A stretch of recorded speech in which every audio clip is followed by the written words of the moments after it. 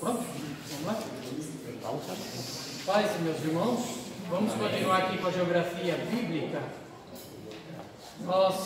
Eu fiz aqui o resumo da página 59, toda essa unidade 2, e vai até a unidade 3, 107. É um resumo de alguns pontos mais importantes, mais relevantes, para que a gente possa entender um pouquinho mais. E tem muito assunto interessante, apesar de ser assim, uma questão que nós não damos tanta importância. A unidade 1, nós vimos a geografia do mundo bíblico do Antigo Testamento. Essa unidade 2, agora nós vamos ver a geografia dos grandes impérios. Isso é um assunto bem atual na Bíblia. Logicamente que o palco que nós usaremos vai ser todo esse mapa aqui. Isso foi o palco de tudo onde aconteceu da geografia bíblica e antes da vinda do Senhor, principalmente dos grandes impérios. E para iniciar essa unidade 2, no capítulo 1, nós veremos os grandes impérios da Antiguidade, depois o Império Babilônico, Medo-Persa, Greco-Macedônio e Império Romano. Vamos começar aqui com os grandes impérios da Antiguidade. De acordo com a história, os grandes impérios começaram a surgir entre 2360 a 2180 a.C., com os acadianos. Normalmente surgiram após o domínio de técnicas de agricultura e militar. Dentre esses, os dois grandes impérios da antiguidade se destacaram: egípcio e os assírios. Lembra do mapa que foi passado na aula passada? De um lado, quando tinha a cidade de Ur dos Caldeus, lembra desse mapa? Um pouquinho para cima ali tinha os acadianos. E essa região, ela tem um fato muito relevante na história, porque os povos se destacavam pelas técnicas da agricultura, que vem a sobrevivência, e a técnica militar, que é as armas que eles usavam para conquistar outros impérios. O Império Egípcio, a sua história teve início por volta de 3150 a.C., antes de se tornar uma nação, era apenas um amontoado de pequenas aldeias, conhecido como nomos. Localizado no continente africano, tem o formato de um quadrado, literalmente um quadrado, com aproximadamente 1.100 km de cada lado, maior parte no deserto, e tem o Rio Nilo como sua maior riqueza. Aí nós vamos ver no mapa o Rio Nilo, que ele atravessa toda a extensão do Egito, e essa é uma grande fonte de alimentação para eles, porque eles foram muito poderosos até de irrigação, eles usaram muito isso naquela época. A civilização do Egito antigo era politeísta. Eles adoração de vários deuses e antropozomórfica. Conhece? Isso aí ninguém conhece. Isso era uma fusão entre humano e animal. Aí já ficou mais claro, né? Humano é humano e animal. Representados por serem híbridos da parte da água e a terra, céu e outras coisas assim nesse sentido. Com destaque para a adoração dos deuses Horus, que seria filhos das divindades Osíris e Íris, que era um dos deuses mais adorados, apesar de eles terem muitos deuses lá no Egito. Realizações, o que eles fizeram? E nós vamos ver que muita coisa bate no dia de hoje. Estabeleceram o calendário solar 365 dias, utilizado até hoje. A invenção das folhas de papel, e eles também criaram até o papiro, que também é muito utilizado. Técnica de irrigação e construção. Pastor Margarida passou pelo Egito? Sim. Lembra o nome das pirâmides? Eu esqueci. Tem, né? As maiores pirâmides, as 3 maiores estão construídas lá. Eu não lembro o nome delas também. Mumificação de corpos humanos, também essas realizações deles. Avanço na medicina, desenvolvimento do sistema decimal, quer dizer, matemática, geometria e outras matérias também que eles se aprofundaram bastante. Aqui nós temos o mapa do Egito. Vocês podem ver que ele é bastante quadradão. Tem a cidade do Cairo, que é a capital do Egito. O rio Nilo, que ele corta toda a extensão do seu território. E uma nota de rodapé, vamos dizer assim, que o pastor Fernando fala, comenta, que na cidade do Cairo tem a cidade dos mortos. Alguém já ouviu falar nessa cidade dos mortos? Mais ou menos, eu não vou lembrar a quantidade de pessoas. Tem a cidade do morto. O que acontece? Tem um cemitério muito grande lá, e o povo não tinha onde morar, eles começaram a residir no cemitério. eles começaram a levantar literalmente casa dentro do cemitério. E eles moram lá. Então é simples, é uma coisa comum. Você está aqui na tua casa, lavando louça, fazendo qualquer outra coisa, e está acontecendo um enterro na casa ao lado.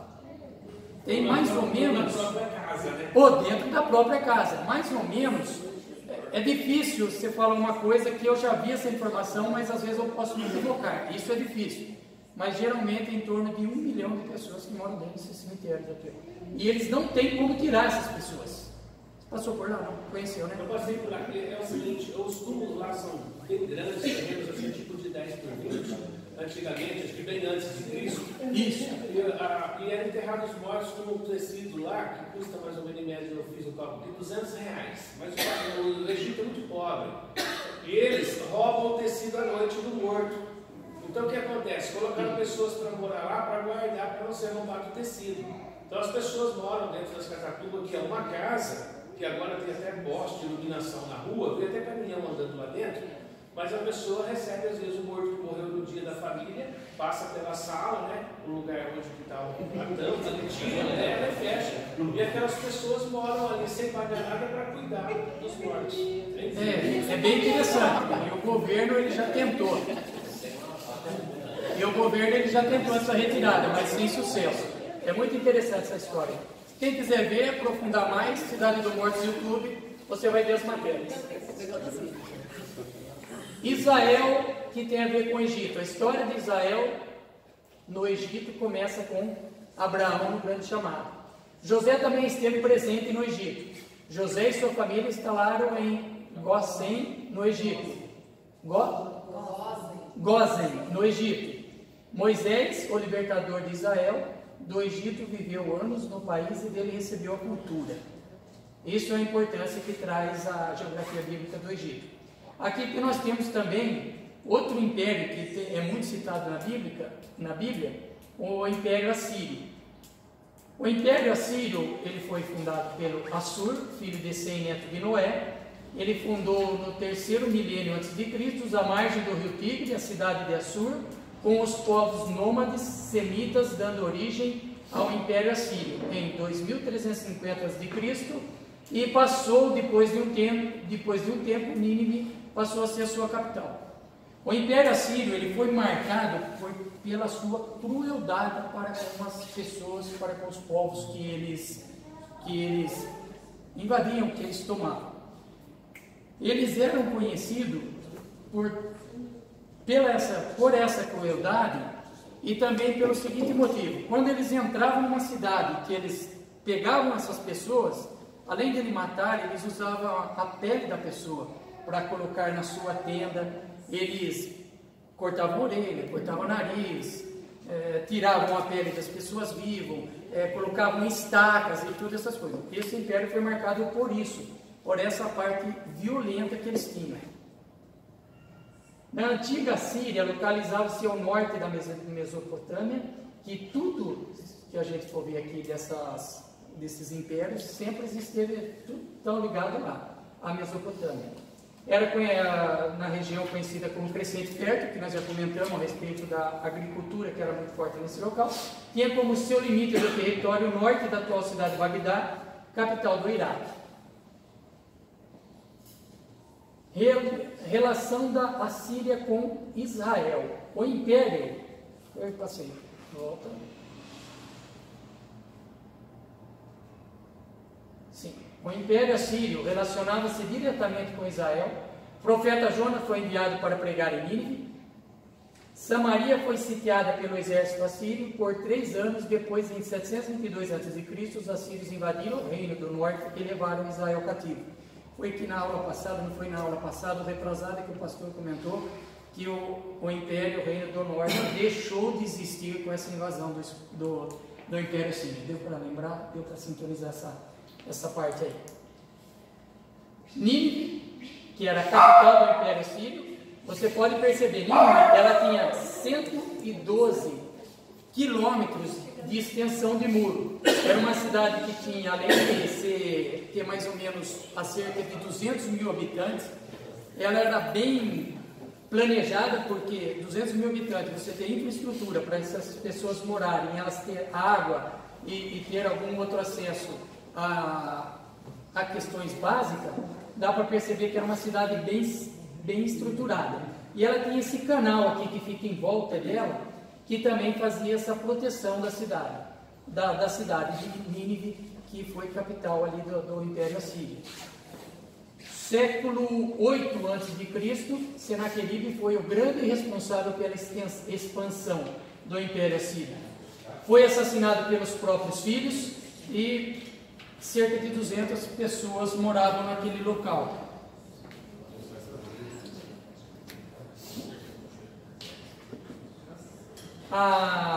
O Império Assírio conquistou a Síria, Fenícia, Babilônia, Egito e Israel. Vocês veem que eles eram bem poderosos, principalmente na arte da guerra e na crueldade. Ocorreu no governo de Assurbanipal, 668 a 627 a.C., pela união dos Medos e dos Babilônios. Aqui, ó, esse mapa é o mapa atual do Império Assírio. Se nós formos ter uma consideração, toda essa área vermelha, hoje, ela é dominada pelo Estado Islâmico, toda essa área aqui. E Mossul é a capital do Iraque. Essa cidade aqui, não, perdão, Bagdá é a capital do Iraque. Mossul, ela está na cidade do Iraque. Esse local aqui é Nínive da atualidade. Então, se você parar para analisar, tudo que o Estado Islâmico vem fazendo na atualidade, com a sua crueldade, também não passa muito longe do Império Assírio da época, no qual eles matam, né? Ultimamente aí não tenho acompanhado muita notícia, mas as últimas que eles mataram aquele piloto da Jordânia, queimaram ele vivo e mataram várias outras pessoas. Então a crueldade, se você perceber, a crueldade desse pessoal aqui, você vê que é um território onde tudo aconteceu, onde tudo veio e continua assim do mesmo jeito, né? E Mossul hoje, que era a antiga cidade da Síria. Esse é o mapa atual. O Império Babilônico. A origem da Babilônia está relacionada às cidades de Acabe e Calné, que existiam há 3000 a.C., citado em Gênesis 10:10. Teve Hammurabi em sua primeira dinastia como o rei mais importante. Essa questão de Hammurabi na sua primeira dinastia foi é bem interessante, que existia, vocês já ouviram falar do Código de Hammurabi? Já ouviu? Alguém já ouviu falar sobre isso? Esse Código de Hammurabi é aquele famoso olho por olho, dente por dente, que surgiu até antes de Moisés instituir as 613 leis lá no livro de Levítico, depois acompanhando para frente que nós vimos. Esse código, ele era marcado pela sua ecredade, e eu destaquei aqui 4 artigos deles, só para vocês terem uma noção, mais ou menos, do que era esse código. Então vamos ver aqui, ó. O código foi escrito por esse Hammurabi, foi escrito por ele mesmo, e ele diz aqui, ó, artigo 195, se seu filho bater no pai, terá suas mãos cortadas. Leia. Outro, se uma mulher não for íntegra, saiu de sua casa, arruinou seu lar, menosprezou seu marido, será afogada. Agora, o 196 e o 197 é muito interessante. Se um homem vazou o olho de um patrício, patrício é uma pessoa da elite, seu olho será vazado também. Então, o cara furou o olho de um príncipe, seu olho será furado também. Outro, 197. Se o homem vazou o olho de um plebeu, pagará uma mina de prata. Esse código, ele tem tudo a ver para, assim, prejudicar a baixa classe social. Não vem do Brasil isso aí, não? Hã? Não, acho que o Brasil copiou de lá. Pode ser assim, isso aí. Então você vê, se ele vazar o olho de um príncipe, o olho dele também vai ser vazado. Se ele vazar o olho de uma pessoa comum da sociedade, o olho dele só vai pagar uma mina de prata. Eu não sei nem quanto que está essa quantidade aí, uma mina de prata. Localização. A Babilônia hoje, atual Iraque, ficava situada no sul da Mesopotâmia. Seu território englobava o norte atual de Bagdá até o Golfo Pérsico. Portanto, uma região fértil entre os rios Tigre e Eufrates, o que dava uma condição muito favorável para os seus habitantes. Tudo era situado naquela região do crescente fértil. Religião politeísta, cada cidade possuía sua divindade, prática dos cultos era realizada nas casas e o homem era composto por corpo físico, do espírito, e após a morte física o espírito continuava com a vida. Esse era o costume da época. Vamos continuando. Conquista. Em 612 a.C. destruiu Nínive e derrotou a Síria com Nabucodonosor. Obrigado. Conquistou o Egito e derrotou a Síria e invadiu Jerusalém. Em 539 a.C. foi a conquista por Ciro do Império Persa. Quer dizer, resumidamente, a Babilônia depois ela foi conquistada pelo Império Persa. E é interessante que a Babilônia também ela era marcada por sua crueldade, porque ela também tinha aquela base da Síria. O relacionamento da Babilônia com Israel teve início com Abraão, quando recebeu o chamado. Isso aqui veio repetido. Ação de Deus. A história volta a cruzar os hebreus e Babilônia. Deus, usando o profeta Jeremias, disse: por motivo da sua desobediência, Judá seria escravizada pela Babilônia. Está aqui em Juízes, Jeremias 25:11. E eu já lembrando de Jeremias 25:11, eu tenho 3 marcações aí do livro. A senhora pode ler para mim? Aquelas 3 marcações. Porque a Babilônia, quando ela invadiu ali o Reino do Sul, ela teve 3 momentos distintos. Vê qual página que está aí que eu marquei. Vê a primeira. 77, né? A primeira. Babilônia, que foi feita em 3 etapas. Em 605 a.C., 597 a.C. e 586 a.C. na primeira etapa, 605 a.C., conforme registro no livro de Daniel 1, 3, 4. A primeira etapa foi essa. Eles trouxeram cativo, vamos por assim, elite, que veio Daniel, seus amigos, e veio mais alguns outros. Aí a segunda etapa, quem que eles trouxeram? Tá mais para frente, está marcadinha. Dentre esses de linhagem nobre que foram levados cativos para a Babilônia na primeira fase, estavam Daniel, Ananias, Misael e Azarias. Deuteronômio 1, 6. Ela vai dar algumas referências, né? E entre eles se achavam os filhos de Judá, Daniel, Ananias, Misael e Azarias, o rei de Nabucodonosor. Isso. A outra invasão. Tem mais uma do outro lado. Na outra página. Na página 78. A partir de 597 a.C., o rei Nabucodonosor ordenou vários ataques a Judá.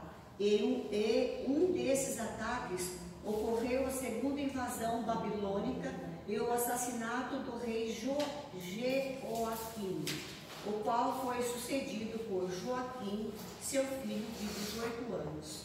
Certo, e a terceira? A terceira deportação ocorreu em 586 a.C. e nessa ocasião os babilônicos queimaram o palácio do rei de Judá, as casas do povo e derrubaram os muros da cidade de Jerusalém. Jeremias 39. Os caldeus queimaram a fogo a casa do rei e as casas do povo e derrubaram os muros de Jerusalém. É isso aí. Então teve essas 3 invasões. E a última para destruição total. Vale bem lembrar que quando eles sitiavam uma cidade para invadir, vocês têm que pensar, às vezes para nós é uma coisa natural, mas eles tinham tática de guerra, eles tinham crueldade e eles não tinham o amor pelo próximo. Vamos dar um exemplo. As cidades, elas não eram construídas no alto para que elas pudessem, para que eles que morassem lá tivessem maior segurança. O que eles faziam? Eles cercavam a cidade, tinha naquelas rotas de fuga, cercavam ao lado e ao fundo. E quando alguém da cidade tentava fugir pelo fundo, essas pessoas seriam pegas. E quando essas pessoas eram pegas, elas eram mortas com requinte de crueldade. Vale a pena lembrar de um fato muito interessante, que é o seguinte: isso não acontecia do dia para a noite. Eles tinham uma questão que é a paciência. Eles aguardavam o tempo passar, porque isso as pessoas ficavam sem água e sem alimentação. Aí eles comiam os próprios animais, os próprios cachorros, às vezes até alguma coisa que nós achamos tão nojenta.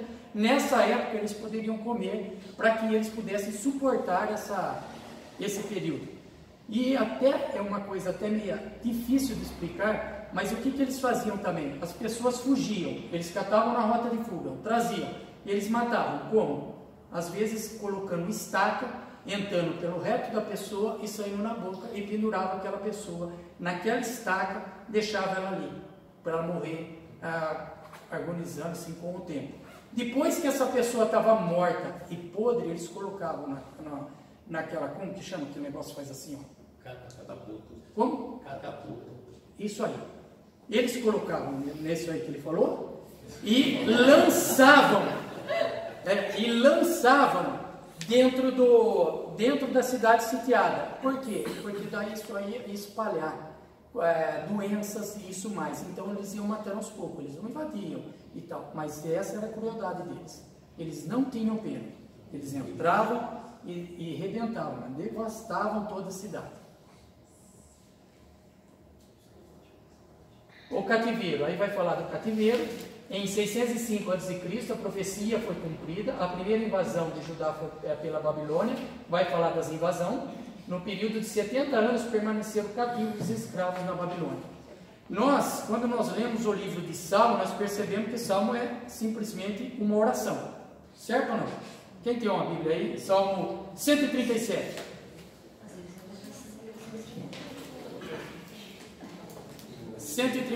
Abre um aí para mim. 137. E depois, aqui nessa foto aqui reproduzida, são os jardins suspensos da Babilônia. E foi também considerada uma das maravilhas, né, daquela época do mundo. Lê o 137. Junto aos rios da Babilônia nos assentamos e choramos, lembrando-nos do Sião. Lê, pode continuar. Nos salgueiros que há no meio dela penduramos as nossas harpas, porquanto aqueles que nos levaram cativos nos pediam manutenção, e os que nos destruíram, que os alegrássemos, dizendo: cantai-nos um dos cânticos de Sião. Mas como entoaremos o cântico do Senhor em terra estranha? Se eu me esquecer de ti, ó Jerusalém, esqueça-me da minha destra, da sua destreza. Apegue-se-me a língua ao paladar, se me não lembrar de ti, se não preferir Jerusalém na minha maior alegria. Lembra-te, Senhor, dos filhos de Edom e do dia de Jerusalém, porque diziam: arrasai até os seus alicerces. Ah, filha de Babilônia, que vai ser assolado. Feliz aquele que te retribuir consoante nos fizeste a nós. Feliz aquele que pegar em teus filhos e der com eles nas pedras. Deu para entender? A amargura do povo quando ele estava aqui naquele período, naqueles 70 anos, deu para entender? Feliz aquele que pegar o seu filho e lançá-lo na pedra, é isso, né? Lançá-lo, matá-lo na pedra. Feliz aquele que pegar em teus filhos e der com eles nas pedras. Isso. Dá para perceber mais ou menos a amargura do povo depois deles estarem no cativo. Esse é um dos salmos que a Bíblia cita, que todo mundo conhece como salmos imprecatórios. Imprecatórios vem de oração, os salmos imprecatórios, é quando eles oravam para a terra, oravam para Deus, para que Deus pudesse fazer justiça perante eles. E se hoje alguém que for lá, você pode ter certeza que esse pessoal, esses locais, não existe nada mais hoje, porque Deus fez a justiça deles. Tem mais salmos desse tipo aí. O Salmo 48 fala que o povo de Jerusalém jamais achava que ia ser invadido, né? Porque era uma cidade protegida por Deus, né? E quando veio os babilônios, invadiram, e eles tiveram uma experiência com todo esse sofrimento, e eles viram que eles tinham que manter a moral e a ética. Mas eles achavam que nunca ia ser invadida, porque Deus protegia a cidade. Deu para perceber, né? Continuando. Império Medo-Persa. Por volta do século... Aqui nós vamos ver um pouquinho o contrário um pouco de tudo isso que nós estamos vendo. Por volta do século XV a.C., as tribos índios europeias se estabeleceram no sudeste da Mesopotâmia e alguns ao sul. E outras ao leste do Golfo Pérsico. E essas pessoas, e esse grupo, um pouco de cima ao leste, outro um pouco do oeste, que formou aqui esse Império Medo-Persa, que hoje é o atual Irã. Irã é um único país daquela região que a língua dele é de origem persa. Ela não é de origem... É como o Iraque, como que fala a língua deles, fugiu agora. Islâmico, né? O islâmico lá, árabe, né? Então eles podem até falar árabe lá, mas a língua mãe do Irã é persa. Lembrando que, fazendo um outro ponto, e bem rápido, nós somos um dos únicos países, eu não conheço outro, que não temos língua própria, né? Nossa língua foi copiada, nós não temos uma língua mãe, nós temos uma língua implantada, tá? Deu para entender isso, né? Que é o português. O português nosso é de Portugal, não nasceu no Brasil. Estados Unidos que eu tenho, né? Estados Unidos é o inglês, é anglo-saxônico, eu já não conheço bem a história deles. Religião. Medo-Persa era politeísta até Zoroastro, que é esse cara que promoveu uma reforma religiosa que definiu Ahura Mazda, uma coisa mais ou menos assim, Deus do bem, como o único Deus a ser adorado por eles. Unificação. Embora os dois reinos tivessem uma convivência pacífica com o casamento entre os príncipes Cambises, persas e Mandani, Medo, nasceu o famoso Ciro, que unificou os dois reinos em 550 a.C. Em 539, o Império Medo-Persa conquistou a Babilônia, num ataque surpresa durante uma festa que aconteceu no Palácio Real. Fato esse que foi profetizado por Daniel. Estava acontecendo uma festa, isso aqui Daniel profetizou, acontecia a festa, e depois você vai explicar isso aí. Tá. Ética. O Império Medo-Persa era conhecido por tratar com tolerância o povo conquistado. Valores como dizer a verdade. Esse império aqui, você está vendo como ele tinha os valores dele? Dizer a verdade, autenticidade e sobriedade. Eram cultivados por eles. E eles não eram como os assírios. Israel foi um império muito relevante para Israel. Segundo a Bíblia, autorizou o retorno a Jerusalém, incentivou a reconstrução da cidade do templo, que foi isso que aconteceu lá com Neemias, né? E teve uma rainha judia chamada Esther. Dário ou Dario criou a primeira unidade monetária internacional, o Dárico, pavimentou as grandes redes de estrada para facilitar o acesso entre as cidades, efetuou uma reforma político-administrativa e organizou um eficiente sistema de correios, e adotou o idioma aramaico como a língua oficial do império. Aqui em amarelo é o Império Medo-Persa, e o capítulo 4, o grego macedônio, vou passar bem rápido aqui. A história do grego da Grécia teve entre 2000 e 1400 a.C., com uma civilização que habitava a ilha de Creta, a maior ilha do mar Egeu.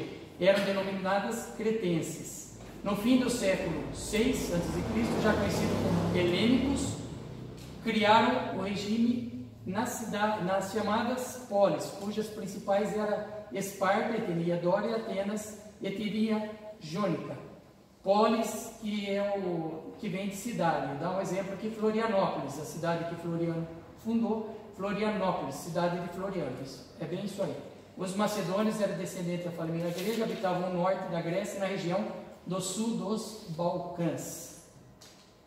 Macedônia, Felipe II, começou com Felipe II, e depois veio com seu filho Alexandre o Grande, que ascendeu ao trono com apenas 20 anos, conquistou o império. Além da Pérsia, o império sobre Alexandre expandiu, conquistando Síria, Fenícia, fundou cidades como Alexandria do Egito. No entanto, com a sua morte em 323 a.C., o império ruiu, dando lugar, no século II a.C., ao Império Romano, que veio depois desse daqui. Flávio José relata sobre a visão que Alexandre o Grande teria tido como Deus de Israel. Isso aqui é muito importante. Ele teve a visão, não foi com o Deus dele, com o Deus de Israel. E de lá saiu a democracia, princípio da isonomia, que nós somos todos iguais perante a lei, pensamento filosófico, Platão, Aristóteles e outros, valorização das artes e culturas, nas áreas da ciência, história e matemática também. Aqui é a viagem que Alexandre o Grande seguiu. Ele queria conquistar a Índia, mas ele não conseguiu chegar a esse local aqui. Capítulo 5, o Império Romano. O Império Romano era já bem maior, né? Você vai percebendo que vai passando a época, eles vão conquistando mais. Roma foi fundada no século 8 a.C. Surgiu a união de vários povos, sendo o centro da região do Mediterrâneo, principal cidade do Império. O Império Romano foi estabelecido em 27 a.C., com o fim da República e do Poder, que concentrou nas mãos de um único governante, Otaviano, que assumiu o poder e tornou-se não só imperador, como também o título de Augustus. Otaviano Augustus, que significa uma divindade, né? Para eles era uma divindade, ele era uma divindade. E esse é o império, só lembrando que tudo aconteceu no cristianismo. Na área da arquitetura, eles foram muito felizes, foram muito prósperos nessa área, construção de estradas, administração pública, direitização. O latim deu origem às línguas latinas, que é uma das línguas do português. E com os judeus, o general romano Pompeu chega com seu exército em Jerusalém. Os sacerdotes estavam sitiados, ele mata todos esses sacerdotes, eles existiram, mas depois eles mataram todos. E ele tinha uma curiosidade de entrar no Santos dos Santos, só isso. E ele depois percebeu que era um cômodo vazio. Com os cristãos, o Império Romano, o cristianismo teve início durante o governo de Otaviano Augustus, período do nascimento de Jesus. Quando a morte de Cristo, o imperador romano, na época era Tibério, a grande perseguição aos cristãos iniciou no governo de Nero. E depois dessa época aqui que nasceu o famoso ditado.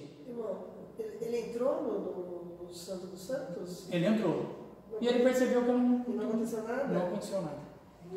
Após 250 anos de perseguição, Constantino publicou o Edito de Milão, onde instituiu o cristianismo como a lei, cristianismo como a lei de Roma. E depois desse tempo parou a perseguição do pessoal, do nosso povo aí, do povo que sucedeu. Isso aí.